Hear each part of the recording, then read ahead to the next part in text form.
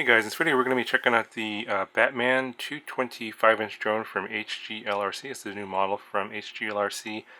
And go over quickly here the parts. They're using the new motors that they just came out with here that I put in the Catalyst Machine Works America 5 in that video from yesterday. This is the 2306 2450 kV motor. Very nice motor, smooth, very good power, no complaints there. The stack here that they're using is the F460 Titan, and I did a review on this already. I put a card in the corner if you want to see details on the stack. Basically, it's a 60 amp 4-in-1 BL 32 ESC. You got an F4 flight controller with a Betaflight OSD, and then we have the half board there for the video transmitter. It's the GTX 585 and has tramp protocol, pit mode, and a 0 to 600 milliwatts in terms of power. And then they're using the micro camera here. It's their branded HGLRC ELF camera. It's a 600 TV line sensor. I think it's a 2.3mm lens. Pretty similar in terms of quality to, say, like a Foxy or Micro Arrow or Runcam Microswift. And one thing to keep in mind is that the camera only comes in PAL coming from HGLRC. So if you need a NTSC camera, then you're probably going to have to swap that out. The frame itself is very nice. 5mm arms here, and all of the arms are chamfered. And I'm not sure if that's going to come out in the camera here, but it's all nice and smooth.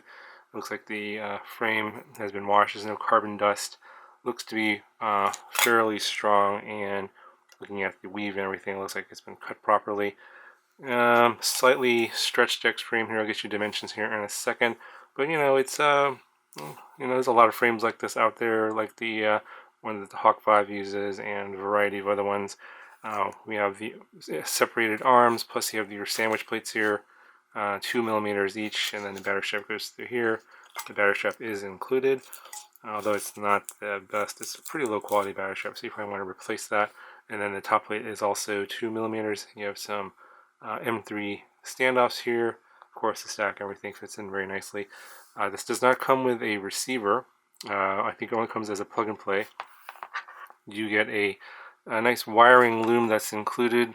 It's all color coded here. And basically, if you're using an S-Bus receiver, like in my case, I put a FreeSky XM Plus receiver here. I actually desoldered all the wires that came with it and put in my own. The S-Bus goes here on the side. You have power, ground, and signal for S-Bus. And then on the back over here, you're going to have DSMX and PPM. I think DSMX is blue, PPM is yellow, and S-Bus was green, I believe. The colors might be different on yours depending on what wires they use. Just refer to the diagram for the flight controller to make sure that you have the correct solder points, but you can also reference my pictures that I also put up as well.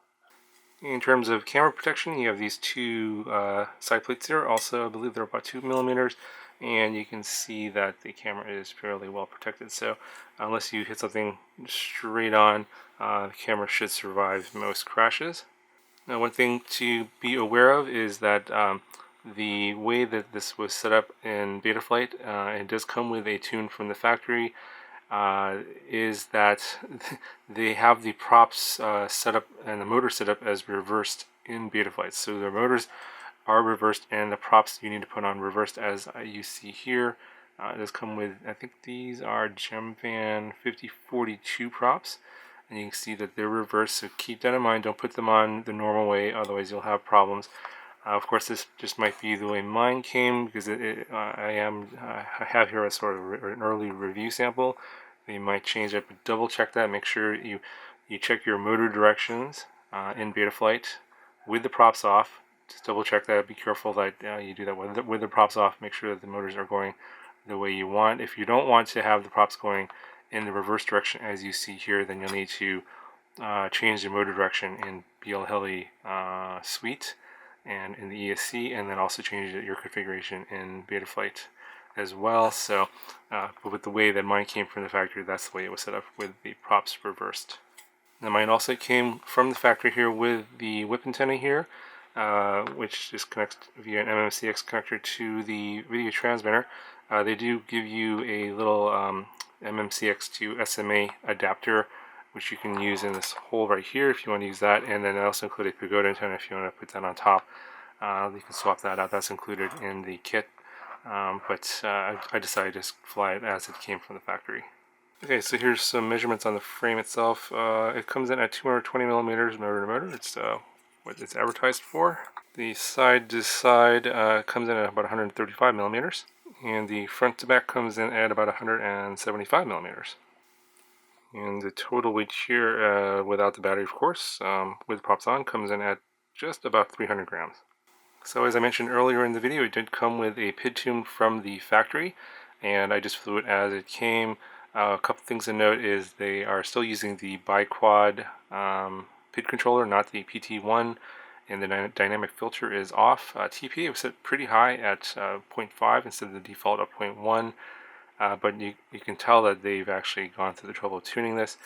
Now, I did get a little bit of prop wash. Might be due to the props, it might be due to the fact that they're not using the PT1 PID controller, so we want to either change one or the other to improve the flight characteristics, although I thought that out of the box, exactly the way it was configured, it seemed to fly pretty good. You have to really make some hard turns to get the prop wash to come out, but I was able to get a little bit of prop wash to come out in those situations.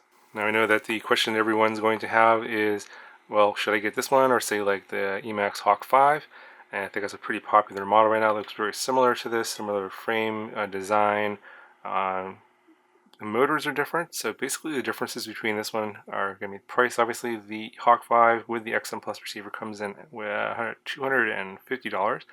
This one comes in at $299 without an XM Plus receiver, which you can probably pick up somewhere for around $12, $13. And the differences between this one and the Hawk 5 are basically comes down to the motors and the stack here. So the motors on the Hawk 5 are the 2206, I think they're 2300 kV. The light spec motors a little bit older, and these are 2306, 2450 kV. So a little bit bigger motor, a little bit more kV. So definitely gonna have more power on this motor versus the one on the Hawk 5. The stack is also different. The Hawk 5 stack has a 30 amp 4-in-1 AC. This one has a 60 amp 4-in-1 AC, but this one's 32-bit BLHeli 32, whereas the one in the Hawk 5 is only BLHeli S. So it's only going to be D-Shot 600, where this is D-Shot 1200. Flight controllers are going to be pretty similar. They're both F4 flight controllers with Betaflight OSD, so not much difference there. The video transmitter is going to be different. I think in the Hawk 5 it is 25 and 200 milliwatts only, and I don't think it has smart audio or anything like that. This video transmitter goes from 0 to 600 and has the tramp protocol, so you can kind of change your bands and channels via the transmitter and the Betaflight OSD. So that's a plus, and also obviously another difference in the price. The cameras are going to be pretty similar, but I think the Foxeer Arrow is on the Emax, and that's a 600 TV line CCD. This is also 600 TV line CCD, but the one on the Emax is going to be an NTSC, and this is going to be a PAL. I think that's really all the major differences in terms of components. In terms of, I think we're talking about a $50, $60 price difference between this one and the Emax. Now, I haven't flown the Emax. I have no idea how that flies. I know this one flies pretty good.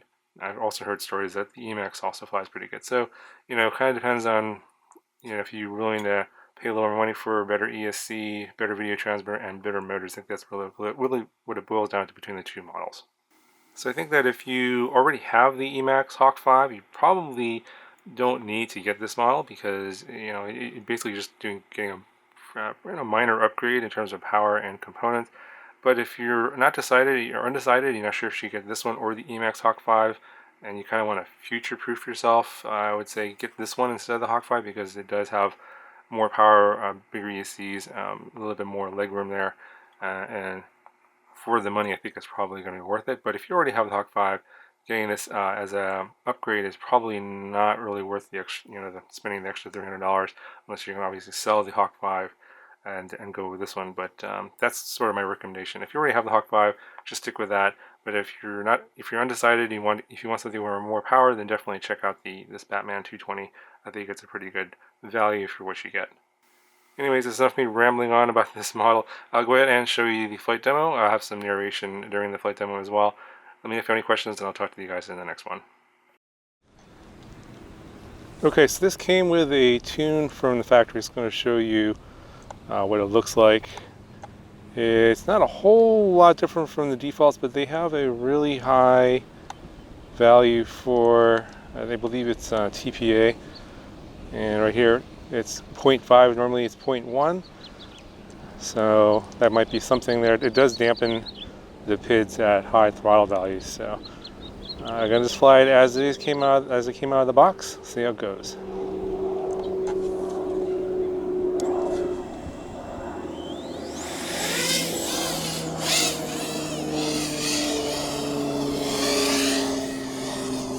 Sounds pretty good so far.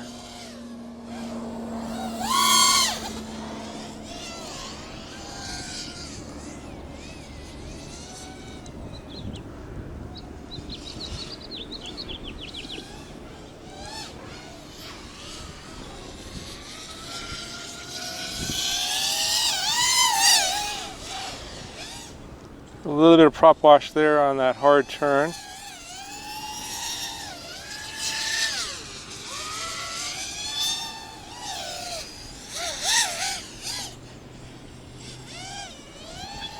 Tune seems okay otherwise. Not a whole lot of prop wash there.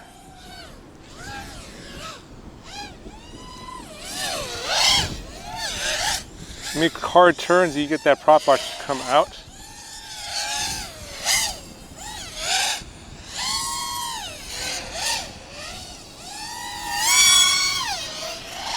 There we go. There it comes out on that hard turn. So it could use a little more tuning. There you go.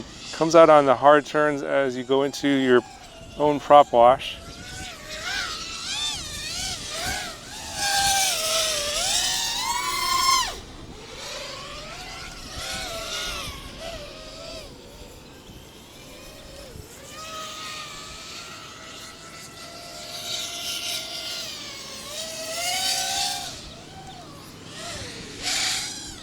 There, once again, right there.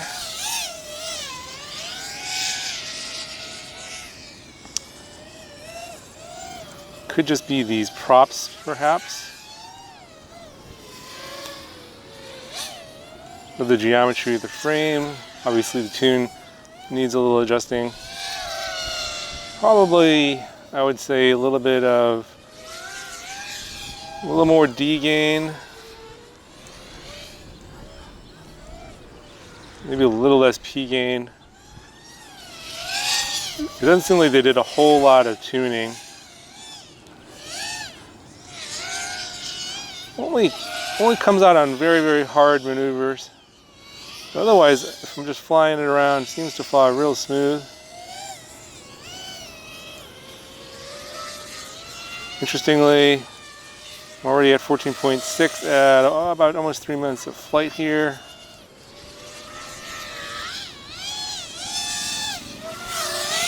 Same motors as the ones that are on the America 5-inch. Obviously different ESCs on that one. Perhaps the ESCs make a big difference here. I believe these are 32-bit ESCs running D-Shot 1200. And on the America I'm running BLHS, just a standard BLHS ESC, not a 32-bit ESC. Okay, so I'm at about 14.2. I think I'm gonna go ahead and kill this flight here.